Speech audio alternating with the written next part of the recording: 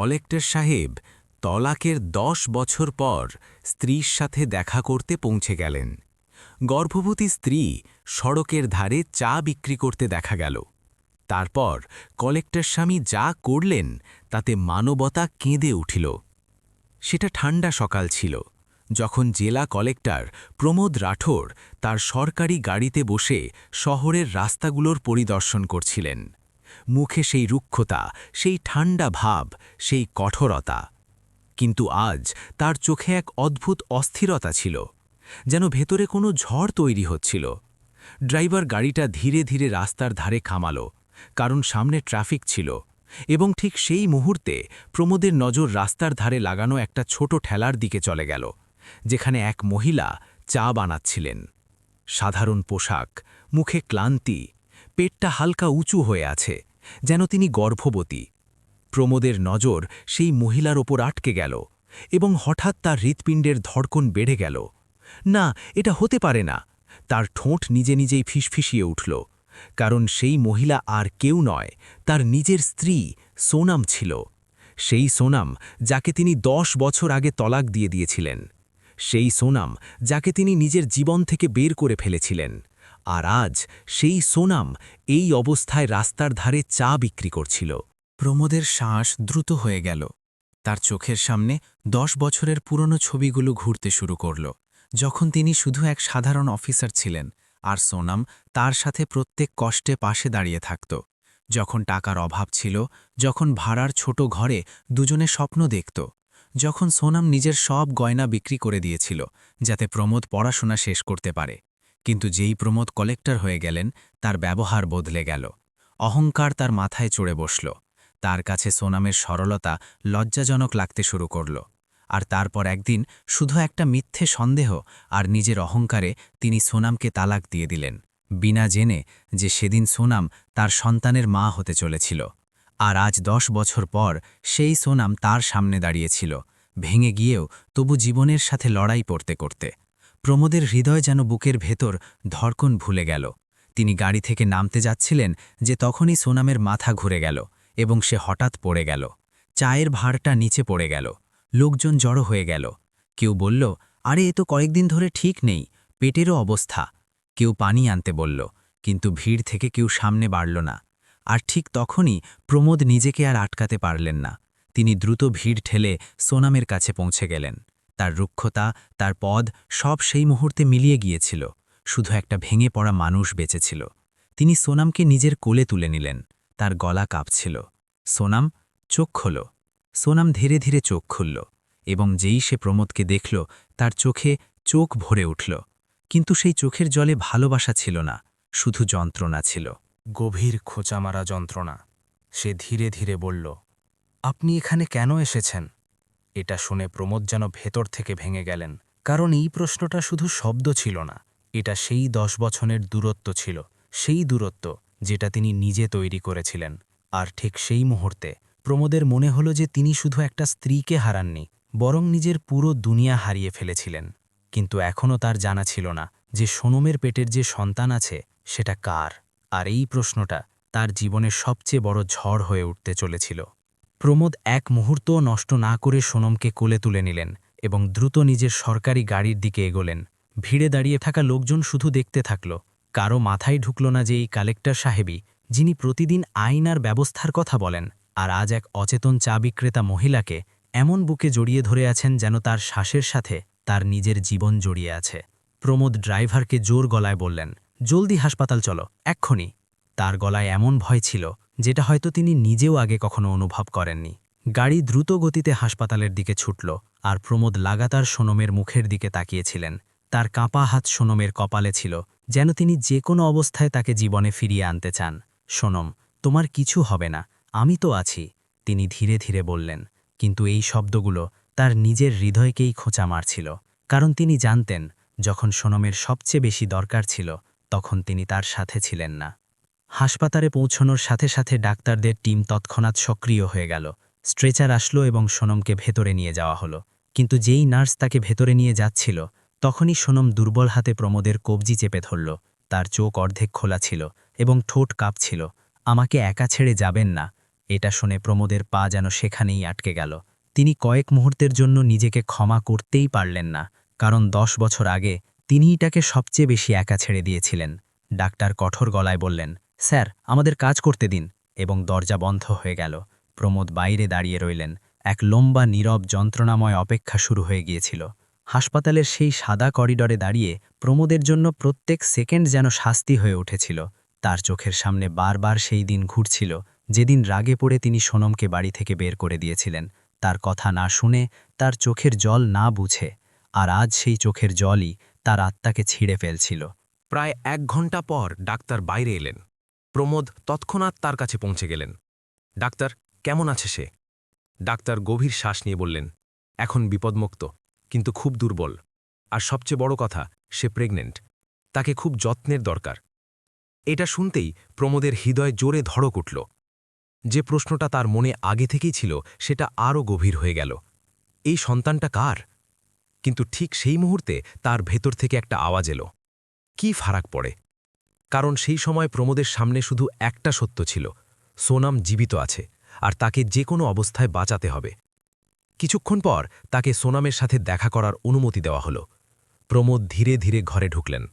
সোনাম বিছানায় শুয়েছিল, মুখ ফ্যাকাশে, চোখ ক্লান্ত। কিন্তু যেই সে প্রমোদকে দেখল, সে নজর সরিয়ে নিল। প্রমোদ তার পাশে চেয়ার টেনে বসলেন। কয়েক মুহূর্ত নীরবতা ছড়িয়ে রইল।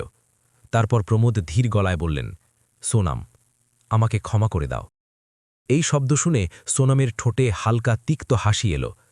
সে তার দিকে না তাকিয়েই বলল, ক্ষমা? কিসের? কালেক্টর সাহেব। তার কথায় তীর্যকথা ছিল, যন্ত্রণা ছিল, আর একটা ভেঙে যাওয়া আত্মসম্মান ছিল। প্রমোদের চোখ ভরে উঠল। তিনি বললেন, আমি তোমার সাথে অনেক অন্যায় করেছি, তোমাকে সেই অবস্থায় ছেড়ে দেওয়া উচিত হয়নি। সোনম তৎক্ষণাৎ জবাব দিল, ছেড়ে দেননি, আপনি তো আমাকে শেষ করে দিয়েছিলেন, সেদিন যেদিন আপনি আমার ওপর অভিযোগ করেছিলেন। ঘরের পরিবেশ ভারী হয়ে গেল। প্রত্যেক শব্দ যেন হৃদয়ে ছিঁড়ে ফেলছিল। প্রমোদ কিছু বলতেই পারলেন না, কারণ এবার সত্য তার বিপক্ষে ছিল। কিন্তু তখনই সোনাম ধীরে ধীরে নিজের হাত পেটের ওপর রাখল, আর প্রমোদের নজর সেদিকে চলে গেল। তার হৃদয় আবার জোরে ধড়ক উঠল, এবং তার মনে সেই প্রশ্নটা আবার গুঞ্জন তুলল, এই সন্তানটা কার? প্রমোদের নজর যেই সোনমের পেটের ওপর গেল, তার হৃদয় অদ্ভুত অস্থিরতায় ভরে গেল। কিন্তু এবার তিনি নিজেকে আটকে রাখলেন, কারণ তিনি বুঝে গিয়েছিলেন যে প্রশ্ন করার তার আর কোনো অধিকার বাকি নেই। তবু তার ভেতর একটা ঝড় উঠছিল, যেটা তাকে শান্তিতে বসতে দিচ্ছিল না। ঘরে কয়েক মুহূর্ত ভারী নীরবতা ছড়িয়ে রইল, আর তারপর প্রমোদ নিজেকে সামলে ধীর গলায় বললেন, সোনম, আমি তোমার সাহায্য করতে চাই। তুমি এই অবস্থায় একা থাকতে পারো না। সোনম তৎক্ষণাৎ তার দিকে তাকাল। তার চোখে রাগ ছিল, যন্ত্রণা ছিল, আর এক অদ্ভুত ঠান্ডা ভাবও ছিল। সে বলল, সাহায্য? আপনি আমার সাহায্য করবেন? কালেক্টর সাহেব, সেই আপনি যিনি আমাকে বাড়ি থেকে বের করে দিয়েছিলেন, যখন আমি সবচেয়ে বেশি দুর্বল ছিলাম? প্রমোদের কাছে এই প্রশ্নের কোনো উত্তর ছিল না। তার মাথা নিচু হয়ে গেল, আর তিনি ধীরে ধীরে বললেন, হ্যাঁ, আমি খুব বড় ভুল করেছি, কিন্তু এখন আমি সেটা সংশোধন করতে চাই। সোনম হালকা হেসে উঠল, কিন্তু সেই হাসিতে খুশি ছিল না, শুধু ভাঙন ছিল। সে বলল, কিছু ভুল এমন হয় প্রমোদজি, যেগুলো সংশোধন করা যায় না। আপনি 10 বছর আগে আমাকে ছেড়ে চলে গিয়েছিলেন, আর সেদিনের পর আমি একা বেঁচে থাকা শিখে নিয়েছি। প্রমোদ প্রথমবার মনোযোগ দিয়ে সোনমকে দেখলেন। তার দুর্বল শরীর, তার হাতের শুকনো শিরা, তার ক্লান্ত মুখ, সব চিৎকার করে বলছিল যে সে কত কষ্ট সহ্য করেছে। আর এটা দেখে প্রমোদের হৃদয় যেন ভেতর থেকে কেঁদে উঠল। তিনি ধীরে ধীরে জিজ্ঞাসা করলেন, তুমি এতগুলো বছর কিভাবে কাটিয়েছ সোনম? সোনম কয়েক মুহূর্ত চোখ বন্ধ করল, যেন পুরনো ক্ষত আবার তাজা হয়ে গেছে, আর তারপর বলল, যখন আপনি আমাকে ছেড়ে দিয়েছিলেন, তখন আমার কাছে না ঘর ছিল, না সহায়। আমি অনেক দিন এদিক ওদিক ঘুরে বেরিয়েছি, কখনো মন্দিরের বাইরে, কখনো স্টেশনে রাত কাটিয়েছি। তারপর এক বুড়ি মহিলা আমাকে নিজের সাথে রেখেছিলেন। তিনি আমাকে চা বানানো শিখিয়েছিলেন, আর আমি তার সাথে ঠেলা লাগাতে শুরু করেছিলাম। প্রমোদ প্রত্যেক শব্দ শুনে ভেতর থেকে ভেঙে যাচ্ছিলেন। তার মনে হচ্ছিল যেন প্রত্যেক গল্পের টুকরো তার মুখে চড় মারছে। কিন্তু তারপর সোনম যা বলল, সেটা প্রমোদের শ্বাস আটকে দিল। সে ধীর গলায় বলল, আর ঠিক সেই সময় আমার জানা হয়ে গেল যে আমি মা হতে চলেছি। প্রমোদের হৃদয় যেন এক মুহূর্তের জন্য থেমে গেল। তার চোখ বড় হয়ে গেল। তিনি তৎক্ষণাৎ সোনমের দিকে তাকালেন, কিন্তু এবার তার ঠোঁট থেকে কোনো শব্দ বেরোল না। সোনম তার চোখের দিকে তাকিয়ে বলল, হ্যাঁ প্রমোদ, এই সন্তানটা সেই দিনের, যেদিন আপনি আমাকে বাড়ি থেকে বের করে দিয়েছিলেন। এটা শুনতেই প্রমোদের পায়ের নিচ থেকে মাটি সরে গেল।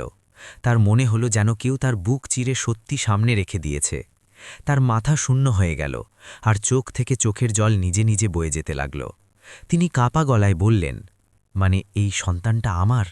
সোনম কোনো ভাব ছাড়াই জবাব দিল, হ্যাঁ, কিন্তু এই সত্য জানার আপনার কোনো অধিকার ছিল না, কারণ সেদিন আপনি আমাকে একা ছেড়ে দিয়েছিলেন। প্রমোদ এবার নিজেকে সামলাতে পারলেন না। তিনি চেয়ার থেকে উঠে সোনমের সামনে হাঁটু গেড়ে বসে পড়লেন। তার চোখ থেকে চোখের জল লাগাতার বয়ে যাচ্ছিল। তিনি বললেন, সোনম, আমি অপরাধী। আমি নিজের সন্তানকে অস্বীকার করেছি। আমি তোমাকে সেই অবস্থায় একা ছেড়ে দিয়েছিলাম যখন তোমার আমার সবচেয়ে বেশি দরকার ছিল। আমি নিজেকে কখনো ক্ষমা করতে পারব না। সোনাম তার দিকে তাকালো। তার মুখে প্রথমবার সামান্য নরমতা এলো, কিন্তু যন্ত্রণা তখনও ততটাই গভীর ছিল। সে বলল, ক্ষমায় কিছু বদলায় না প্রমোদজি। আমি যা সহ্য করেছি সেটা আমিই জানি। প্রত্যেক রাত খেয়ে না ঘুমানো, প্রত্যেক দিন লোকজনের চোখে নিচে নামা, আর তারপরও নিজের সন্তানকে বাঁচিয়ে রাখা, এসব সহজ ছিল না। প্রমোদ ধীরে ধীরে তার হাত ধরে নিলেন আর বললেন, এখন সব ঠিক হয়ে যাবে। আমি তোমাকে আর আমার সন্তানকে এই অবস্থায় ছেড়ে দেব না। আমি তোমাকে নিজের সাথে নিয়ে যাব, নিজের ঘরে, নিজের নামের সাথে। এটা শুনে সোনাম তৎক্ষণাৎ নিজের হাত ছিনিয়ে নিল এবং কঠোর গলায় বলল, না প্রমোদ, এখন অনেক দেরি হয়ে গেছে। আমি এখন আর কারো দায়িত্ব হতে চাই না। আমি নিজের জীবন নিজে বাঁচতে শিখে নিয়েছি, আর এখন আমি কারো বোঝা হব না। এটা শুনে প্রমোদের হৃদয়ে আবার একটা আঘাত লাগল, কিন্তু এবার তিনি ঠিক করে ফেলেছিলেন যে তিনি পিছু হটবেন না। তিনি মনে মনে কসম খেয়েছিলেন যে সোনাম তাকে প্রত্যাখ্যান করুক আর দুনিয়া তার বিপক্ষে দাঁড়াক, তবু তিনি এবার নিজের ভুল অসম্পূর্ণ ছেড়ে দেবেন না। আর ঠিক তখনই ঘরের বাইরে হঠাৎ শোরগোল শুরু হল। এক নার্স দৌড়াতে দৌড়াতে ভেতরে এসে ঘাবড়ে বলল, স্যার, রোগীর অবস্থা আবার খারাপ হচ্ছে। এবং এটা শুনতেই প্রমোদের হৃদয় আবার ভয় ভরে গেল, কারণ এবার প্রশ্ন শুধু সোনামের ছিল না, বরং তার নিজের সন্তানের জীবনও দাড়িপাল্লায় ঝুলছিল। নার্সের ঘাবড়ানো গলা শুনতেই প্রমোদের পায়ের নিচ থেকে মাটি সরে গেল। তার হৃদয় এত জোরে ধড়কছিল যেন এখনই বুক থেকে বেরিয়ে আসবে। তিনি কিছু না ভেবে তৎক্ষণাৎ সোনমের বিছানার দিকে দৌড়ালেন, কিন্তু তখনই ডাক্তার তাকে আটকে দিলেন এবং কঠোর গলায় বললেন, স্যার, প্লিজ বাইরে থাকুন, আমাদের কাজ করতে দিন। প্রমোদ সেই দরজার বাইরে দাঁড়িয়ে রইলেন। তার চোখ দরজায় আটকে ছিল আর হাত কাঁপছিল। ভেতরে মেশিনের আওয়াজ জোরে হচ্ছিল। ডাক্তারদের দ্রুত কথাবার্তার ছোটাছুটি স্পষ্ট শোনা যাচ্ছিল, আর প্রত্যেক আওয়াজ প্রমোদের হৃদয়ে হাতুড়ির মতো পড়ছিল। তিনি বারবার নিজেকে বলছিলেন, ভগবান, এবার আমার থেকে সবকিছু কেড়ে নিও না। আমি আগেই অনেক বড় ভুল করেছি। আমি আমার সোনাম আর আমার সন্তানকে হারাতে পারব না। তার কপালে ঘাম ছিল আর চোখে ভয়।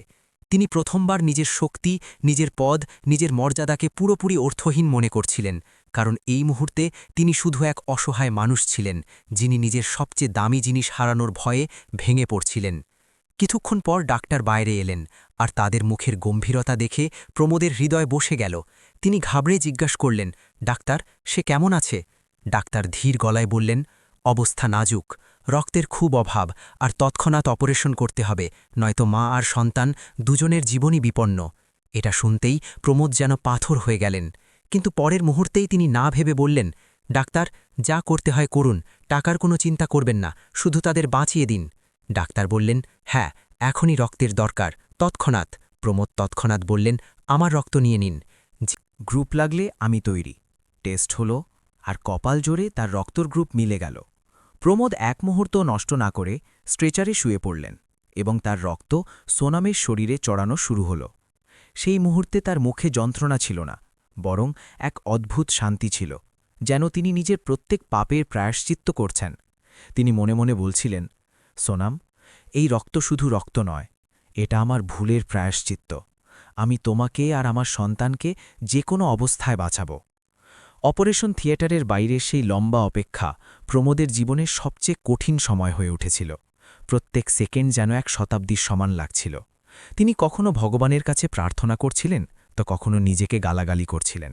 তার চোখের সামনে বারবার সেই দিন ঘুরছিল যেদিন রাগে পড়ে তিনি সোনামকে বাড়ি থেকে বের করে দিয়েছিলেন, যেদিন সে কেঁদে কেঁদে বলেছিল, প্রমোদ আমি নির্দোষ, আমার ওপর বিশ্বাস করো। কিন্তু তিনি তার এক কথাও শোনেননি। আর আজ সেই বিশ্বাসই তাকে ভেতর থেকে ভেঙে ফেলছিল। প্রায় 2 ঘণ্টা পর অপারেশন থিয়েটারের দরজা খুলল, আর ডাক্তার বাইরে এলেন। প্রমোদ দৌড়ে তাদের কাছে পৌঁছে গেলেন, আর কাপা গলায় জিজ্ঞেস করলেন, ডাক্তার? ডাক্তার হালকা হাসি দিয়ে বললেন, মা আর সন্তান দুজনেই নিরাপদ। এটা শুনতেই প্রমোদের চোখ থেকে চোখের জল ঝরতে শুরু করল। তিনি সেখানেই মাটিতে বসে পড়লেন এবং ভগবানকে ধন্যবাদ দিতে লাগলেন। তার জীবন যেন আবার ফিরে এসেছিল।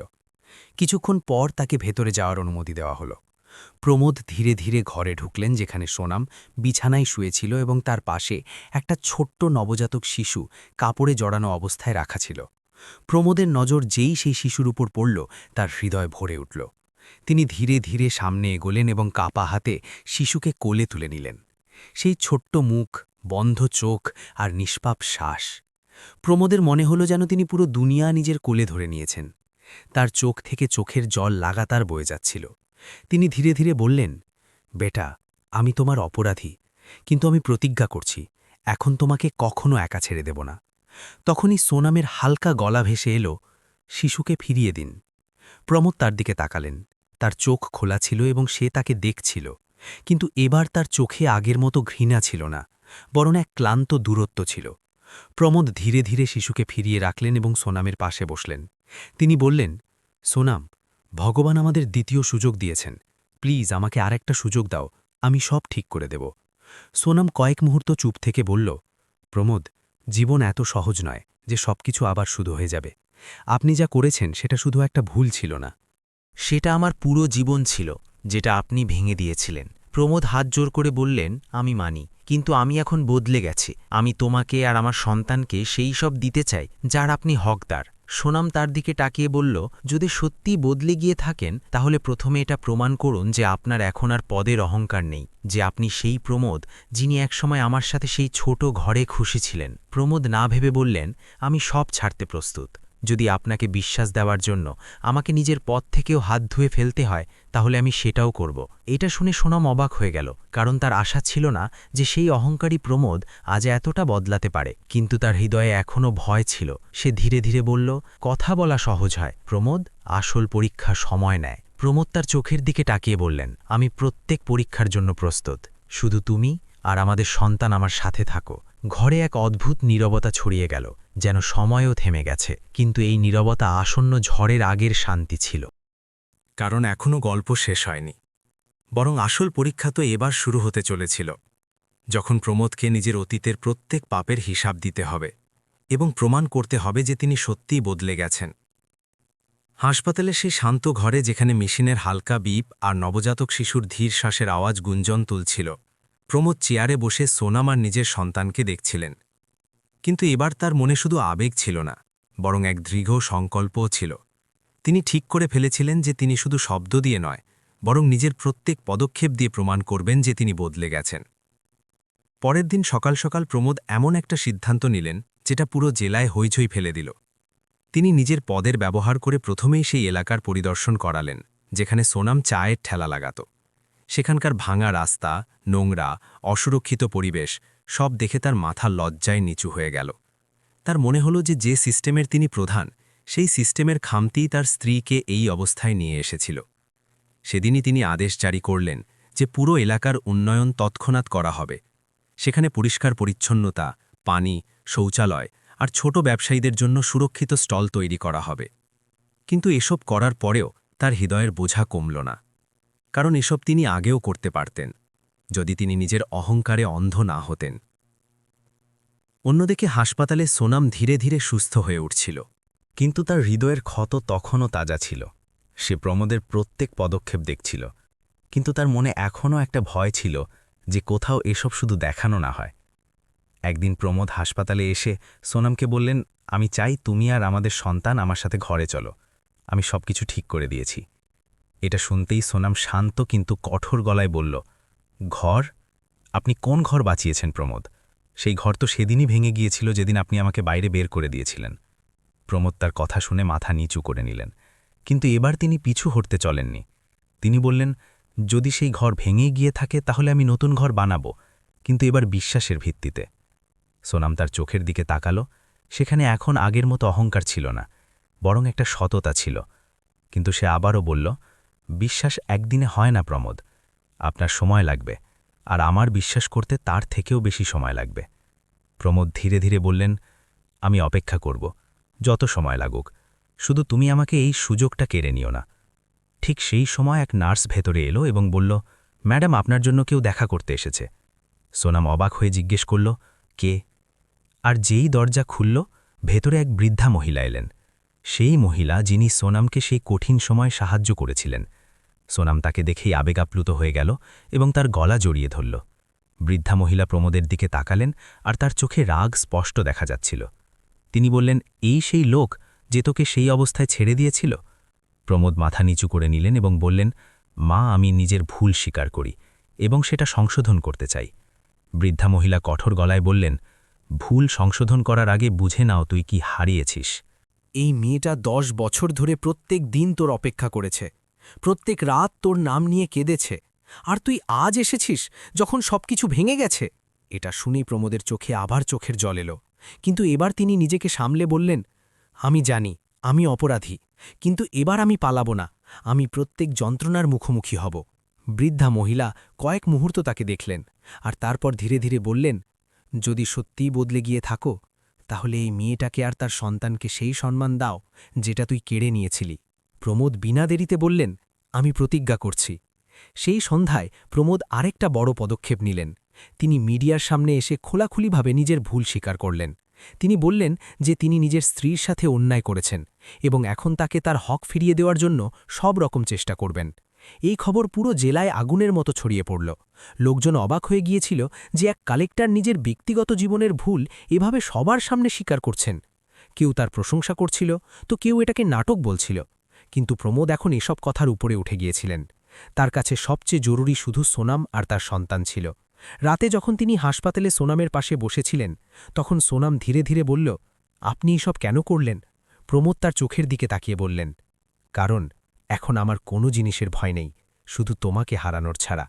এটা শুনে সোনাম কয়েক মুহূর্ত চুপ হয়ে গেল। তার হৃদয়ে কোথাও না কোথাও একটা আশার ছোট্ট কিরণ জেগে উঠল, কিন্তু সাথে সাথে একটা ভয়ও ছিল যে কোথাও এই স্বপ্ন আবার ভেঙে না যায়। তখনই হঠাৎ ঘরের আলো হালকা ঝিলমিলিয়ে উঠল, আর বাইরে থেকে জোর হাওয়ার আওয়াজ আসতে লাগল, যেন আবহাওয়াও কোনো বড় পরিবর্তনের ইশারা দিচ্ছিল। আর এর সাথে সাথে গল্পটা এক নতুন মোড়ে পৌঁছে যাচ্ছিল, কারণ প্রমোদকে শুধু নিজের অতীতের সাথে নয়, বরং সমাজের নজর আর আসন্ন নতুন চ্যালেঞ্জের সাথেও লড়াই করতে হবে। হাসপাতালের ঘরে কাটতে থাকা প্রত্যেক দিনের সাথে সোনমের শরীর তো ধীরে ধীরে সামলে উঠছিল, কিন্তু তার হৃদয়ে জমা বছরের যন্ত্রণা এখনও গভীরে বসেছিল। আর অন্যদিকে প্রমোদ প্রত্যেক সকালে সবার আগে হাসপাতালে পৌঁছাতেন, শিশুকে কোলে নিতেন, সোনমের জন্য খাবার নিয়ে আসতেন, ডাক্তারের কাছ থেকে তার রিপোর্ট জিজ্ঞেস করতেন, আর তারপর রাত অবধি সেখানেই বসে থাকতেন, যেন এখন তার পুরো দুনিয়া এই ছোট ঘর হয়ে গেছে। কিন্তু জীবন এত সরল নয়, কারণ বাইরের দুনিয়ায় ঝড় উঠে গিয়েছিল। মিডিয়ায় প্রমোদের বক্তব্য আগুনের মতো ছড়িয়ে পড়েছিল এবং এখন তার বিরুদ্ধে আওয়াজ উঠতে শুরু হয়েছিল।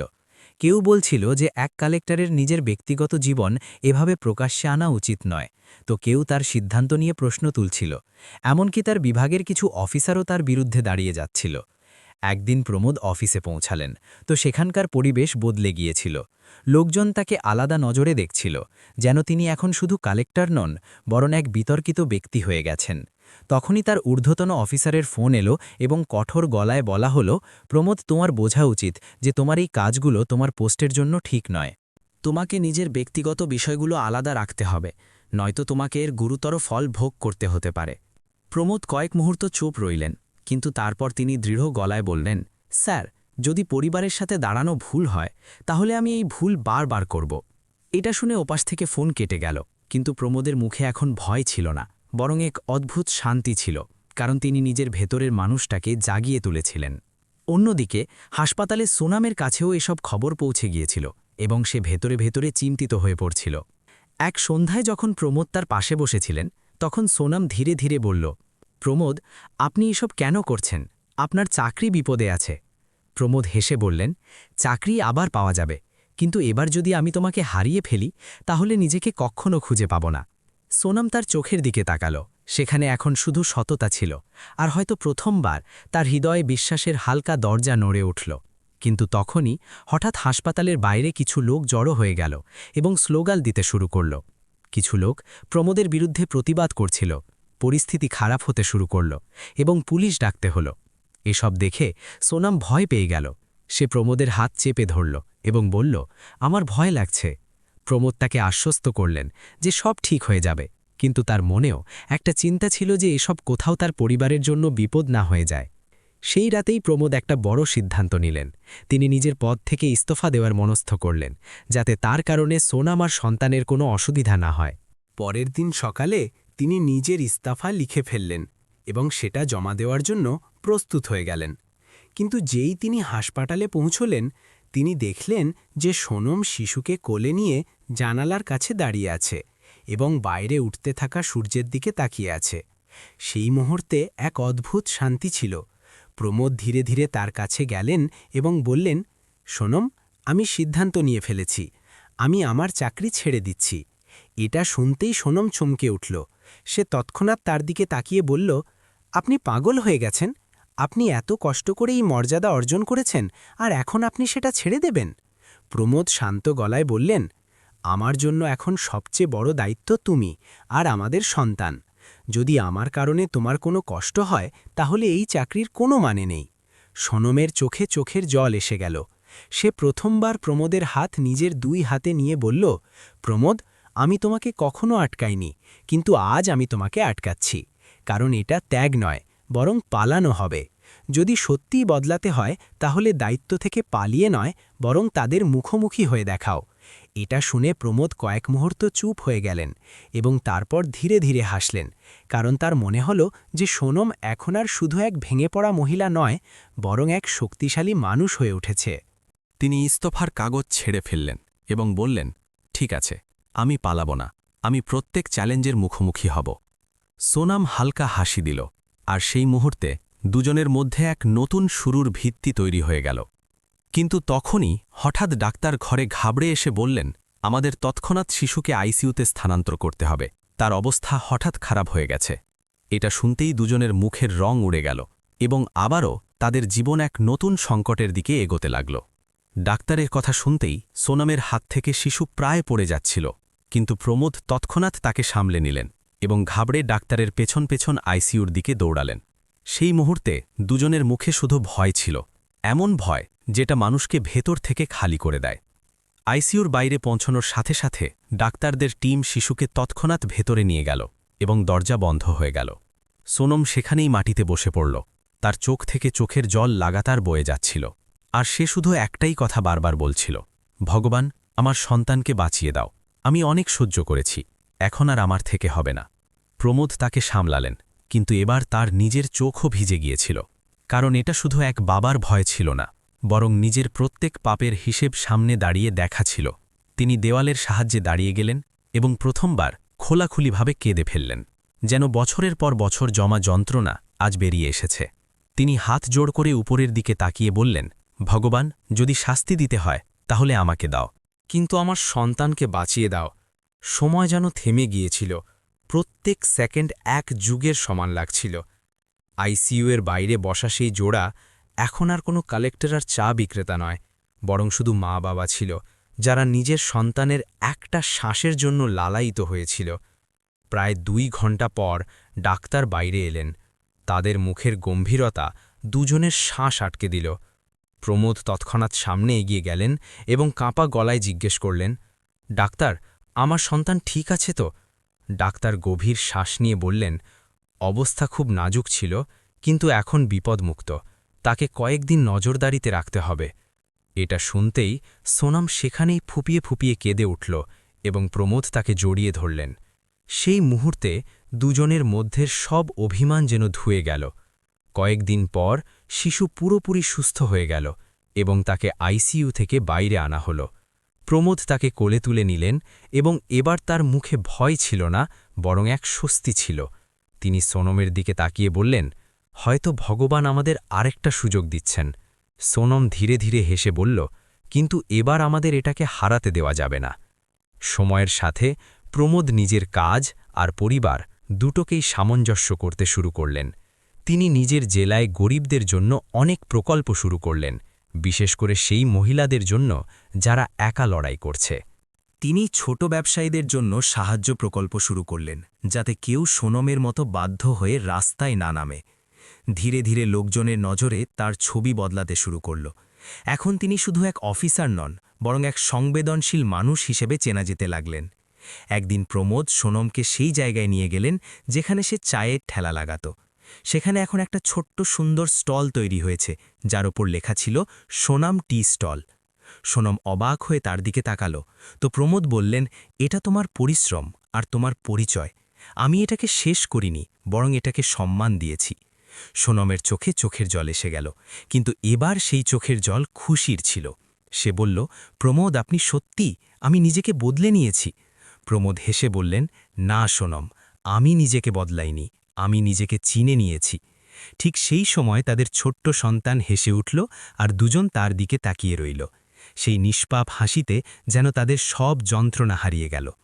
কয়েক মাস পর প্রমোদ আর সোনম আবার বিয়ে করার সিদ্ধান্ত নিলেন, এবার কোনো দেখানো ছাড়া, শুধু নিজের হৃদয় থেকে। বিয়ের দিন প্রমোদ সবার সামনে সোনমের হাত ধরে বললেন, আমি এই মহিলাকে একসময় হারিয়ে ফেলেছিলাম, কারণ আমি নিজের অহংকারে অন্ধ হয়ে গিয়েছিলাম। কিন্তু আজ আমি প্রতিজ্ঞা করছি যে এখন কখনো তাকে একা ছেড়ে দেব না। সোনমের চোখে চোখের জল ছিল, কিন্তু এবার সেগুলোতে বিশ্বাস ছিল। গল্পটা এখানেই শেষ হয় না, বরং এখান থেকেই শুরু হয়। কারণ এটা শুধু একটা প্রেমের গল্প ছিল না, বরং একজন মানুষের বদলে যাওয়ার গল্প ছিল। এমন এক গল্প যেখানে ভুলও ছিল, শাস্তিও ছিল, এবং শেষে মানবতার জয়ও ছিল। আর হয়তো এটাই জীবনের সবচেয়ে বড় সত্য, যে যদি মানুষ নিজের ভুল স্বীকার করে নেয় এবং হৃদয় থেকে বদলে যায়, তাহলে ভগবানও তাকে দ্বিতীয় সুযোগ অবশ্যই দেন। এই গল্পের শেষ শুধু প্রমোদ আর সোনমের জীবনের নতুন অধ্যায় ছিল না, বরং প্রত্যেক সেই মানুষের জন্য এক শিক্ষা ছিল, যে সম্পর্কগুলোকে হালকাভাবে নেয়। কারণ সত্যি এটাই যে স্বামী স্ত্রীর সম্পর্ক শুধু 7 পাকের বন্ধন নয়, বরং এটা বিশ্বাস, সম্মান, ধৈর্য আর দায়িত্বের ভিত্তিতে দাঁড়িয়ে থাকে। এক সত্যিকারের সম্পর্কে সবচেয়ে জরুরি জিনিস হয় বিশ্বাস। কারণ যখন বিশ্বাস ভেঙে যায়, তখন শুধু একটা সম্পর্ক ভাঙে না, বরং তার সাথে জড়িত স্বপ্ন, আশা আর পুরো জীবন ছড়িয়ে যায়। প্রমোদ যখন নিজের অহংকারে পড়ে সোনমের ওপর সন্দেহ করেছিলেন, তখন তিনি শুধু এক স্ত্রীকে হারাননি, বরং নিজের আসন্ন সন্তানের প্রথম স্পর্শ, তার প্রথম হাসি আর নিজের পরিবারের খুশিগুলো হারিয়ে ফেলেছিলেন। আর এটাই সবচেয়ে বড় ভুল হয়, যেটা অধিকাংশ মানুষ বুঝতে পারে না। তাই প্রত্যেক স্বামীকে এটা বুঝতে হবে যে স্ত্রী শুধু একটা দায়িত্ব নয়, বরং তার জীবনের সঙ্গী, যে প্রত্যেক পরিস্থিতিতে তার পাশে দাঁড়িয়ে থাকে। আর প্রত্যেক স্ত্রীকেও এটা বুঝতে হবে যে স্বামীর স্বাদ শুধু খুশিতে নয়, বরং কঠিন সময়েও নিভেই আসল প্রেম হয়। সম্পর্কে কখনো সংলাপ বন্ধ হওয়া উচিত নয়, কারণ যেখানে কথা বন্ধ হয়, সেখানেই ভুল বোঝাবুঝি জন্ম নেয়। যদি প্রমোদ সেদিন সোনমের কথা শুনে নিতেন, তার চোখের জল বুঝতে পারতেন, তাহলে হয়তো তাকে এই 10 বছরের যন্ত্রণা সহ্য করতে হতো না। তাই জরুরি যে স্বামী স্ত্রী একে অপরের কথা বোঝে, একে অপরের অনুভূতির কদর করে, আর প্রত্যেক ছোট বড় সিদ্ধান্তে একে অপরের সাথে থাকে। পরিবারের দায়িত্ব শুধু একজনের নয়, বরং দুজনের হয়। এক বাবার কর্তব্য হয় যে সে তার সন্তানকে শুধু ভালো স্কুল বা টাকা না দেয়, বরং তাকে নিজের সময়, নিজের ভালোবাসা আর নিজের সংস্কারও দেয়। আর এক মায়ের কর্তব্য হয় যে সে সন্তানকে সঠিক আর ভুলের পরিচয় শেখায়। কিন্তু এই দুটো তখনই সম্ভব যখন স্বামী স্ত্রীর মধ্যে পারস্পরিক বোঝাপড়া আর ভালোবাসা থাকে।